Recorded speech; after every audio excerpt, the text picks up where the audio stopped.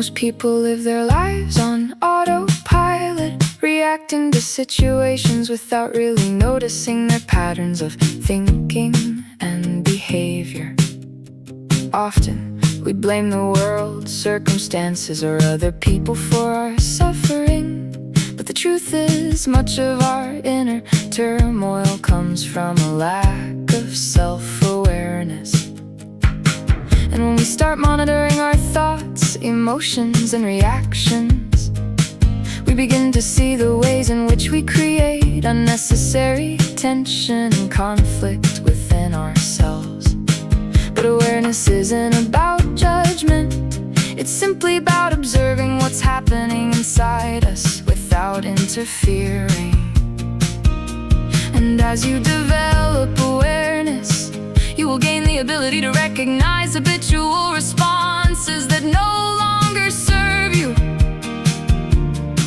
Because often, we act based on ingrained habits, past experiences, or repeated cycles of stress, anxiety, or anger. Most people live their lives on autopilot. Most people live their lives on autopilot. But awareness isn't about judgment. And by noticing these patterns, you create space between stimulus and response, allowing you to choose how to act rather than being carried away by the impulse. And this conscious observation is the gateway to freedom, because it will shift your perspective from being a victim of circumstances to being a participant in your own life. Awareness also helps you understand the nature of your mind, because our minds constantly generate thoughts, many of which are repetitive or based on fear and insecurity. And when you observe these thoughts without identifying with them, you begin to realize that they are merely mental events, not the essence of who you are. Therefore, this awareness will lead to a reduction in the power of negative thinking, and thus reduce internal conflict.